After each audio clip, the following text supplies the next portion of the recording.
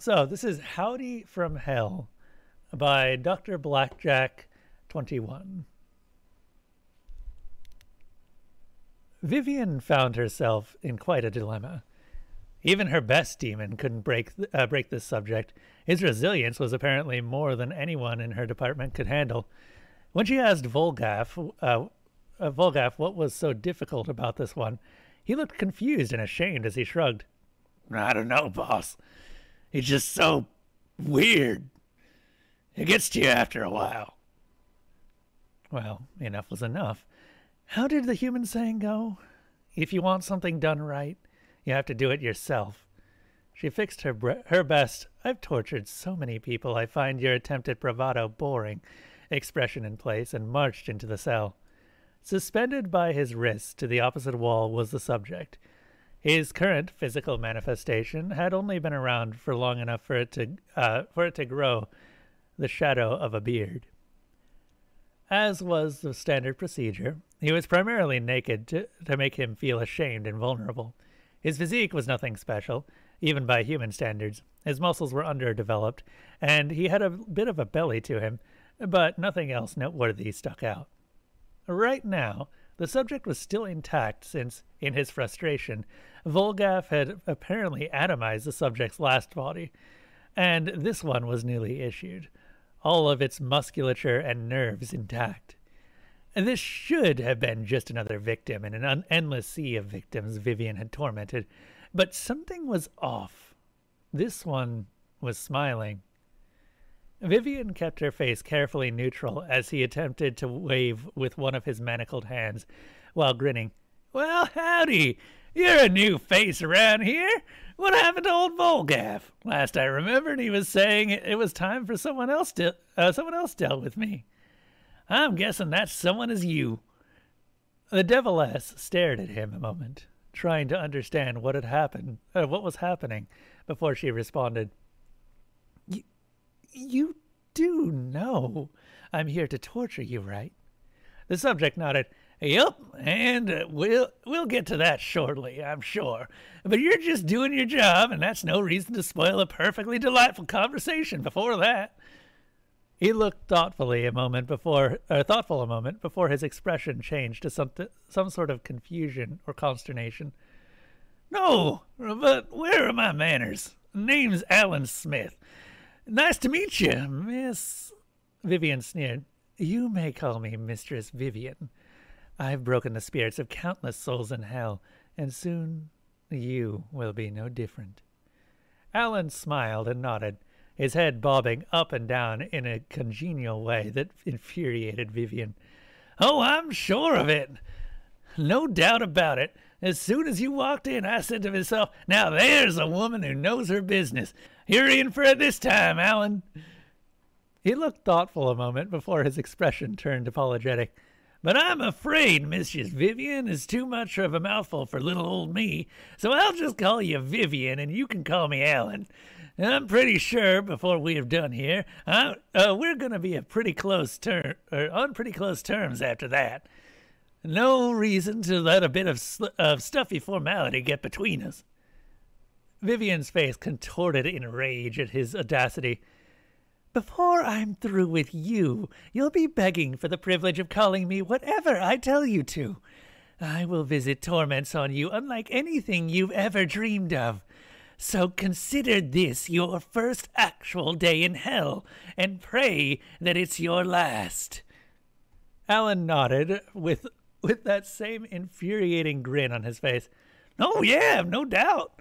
For the record, if you're anywhere near as good as the rest, I'm sure I'm in for a real rough time here shortly. I'd like to apologize ahead of time for any insults I might throw your way, especially anything about your sexual preferences or heritage. That'll just be the pain talking, and I hope you won't take any of it to heart. Eventually, I'll just end up screaming incoherently before I die again. I just want you to know I realize you're doing your job, and I don't actually hold a grudge. You and me, we're good. Vivian laughed cruelly. Oh, it's not just a job. I happen to enjoy tormenting pathetic little souls like yourself. Alan shrugged, his grin never wavering. Of course you do. You have done this, you have to do this all day, every day, forever. If you didn't like doing it, you'd be miserable. You gotta take pride in your work. And look at you. You're the one you go to when no one else can get the job done. You must be at the top of your field. Vivian preened under the compliment a little before scowling. How was this pathetic little man getting in her head like that? It was time to stop humoring him and get started on what she came to do. It was time to break him. Well, I suppose we'll find out. I hope you're ready. You're in for a long night. Apparently, the man refused to be cowed. He continued to grin and nod. Yeah, I suppose it's about that time. Let's see what someone at the top of their field can do. Weirdly, I'm kind of looking forward to this. Vivian approached the room once again. Oh, time skip. Vivian approached the room once again. She'd done it. She'd finally broken that strange little man. It had taken days, but she'd finally seen the hope leave his eyes as he'd finally slumped in defeat. So why did she feel so unfulfilled as she approached the room to his cell once more? Usually, after breaking a particularly difficult soul, she'd been filled with pride and swagger. But this time, she felt like she'd lost something in her victory, and she couldn't figure out what. Still, she had a job to do. So she straightened her back, put her best scowl of annoyance on her face, and opened the door. There was the pitiful human. Alan was his name. She could see the hopelessness in his eyes as his gaze met hers. He took a breath, probably to scream, cry, or beg for mercy. It wouldn't matter, though. There was no mercy or relief to be found here. She was almost a little sad to hear the waver in his voice. Hiya. Welcome back. Vivian blinked stupidly for a moment. She's obviously misheard. I'm sorry, what? Alan nodded as if he'd been expecting that response. That stupid grin wavering for the first time since Vivian had seen, replaced by an apologetic look. Yeah, sorry about yesterday. I admit the pain really got me there, but there's no excuse for everything I said, especially the parts about your mother. I'm sure she's a lovely demon. Still, what I said was uncalled for, so please accept my apology. Vivian could not believe her ears. After everything she'd said and done to him the last couple of days, this Alan was apologizing to her? True, some of his insults had been more imaginative than usual, especially those where he described a series of acts that Vivian was confident was physically impossible for the participants involved. But after a few centuries, the insults of victims spewed as they were suffering just became background noise, something to be forgotten or ignored. Before she realized what she was doing, Vivian responded, yeah, don't worry about it. All's forgiven. Alan's smile returned, more dazzling than before. Thank you so much. I was worried I went too far with some of those. Though, in my defense, you were even better than I'd expected. Still, there's no excuse. The shackled man gave his best shrug. Well, best leave that stuff behind us. Today's a new day. I've got me a new body, and I'm with the most beautiful demon in all of hell.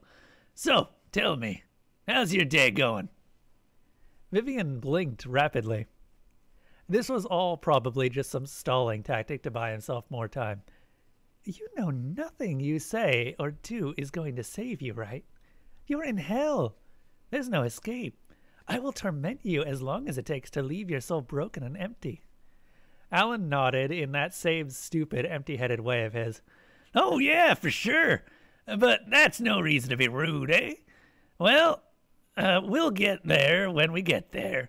But this here is the best part.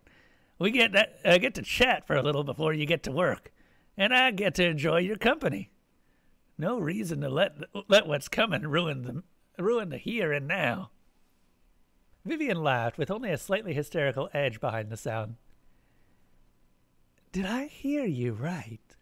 Eternal punishment and suffering is no reason to ruin a few minutes of chatter before the torment begins for the day. I can't figure out if you're insane or just plain stupid. Alan's face had a serene expression on it as he nodded in agreement once more. Was he capable of any other head movement? Well, I suspect it's a little of column A and a little of column B. You know, I've been here a little over 1,000 years already. At first, I hated y'all and everything you did, but then one day my demon came in and just started going on about how bad his week was going. He complained about how overworked he was and how stressful his job was. All I could do was shrug and answer sarcastically, "Tell me about it." And he did. He spent the better part of the day just going on about how bad his day was to the guy he was supposed to torment as soon as he was done. Vivian looked nonplussed. And let me guess, you realize we are just like you, and right then and there decided to have a brighter outlook on life? For once, Alan shook his head no. Hell no! He tormented me for decades before this. Why would I care about his problems? But, like you thought a bit ago, I realized this could buy me a few precious moments before he started tormenting me again, so I played along. This went on for years. He'd come in and I'd lend a sympathetic ear. As a bonus, I got to catch up on all the gossip in hell. Apparently, Beelzebub had a thing going with a succubus who worked the pits of flame all the time. And there was a question about whether her kid was his or a mortal's. It was hot news, let me tell you. Vivian remembered that bit of drama. It had caused some significant waves in hell back then, but that had been at least a few centuries ago. Alan continued, "Well, anyway, this went on for a while. Years, decades, maybe even a century. I couldn't tell you exactly when, but somewhere along the line I realized I was genuinely enjoying our little chats. Probably that stocking shelf syndrome I'd heard so much about back on Earth. Anyway, sooner or later the brass caught on and realized I wasn't as tormented as I should have been and sent in a new demon. Took me a while to win that one over, but a sympathetic ear is a hard thing to resist forever, and sooner or later she gave in too. Since then, I've been bounced around from one demon to another, and then one department to another. That's what brings us together here." Vivian couldn't believe her ears. Either the human was insane or she was. He'd already been broken at one point and then simply gotten better? Because of office gossip?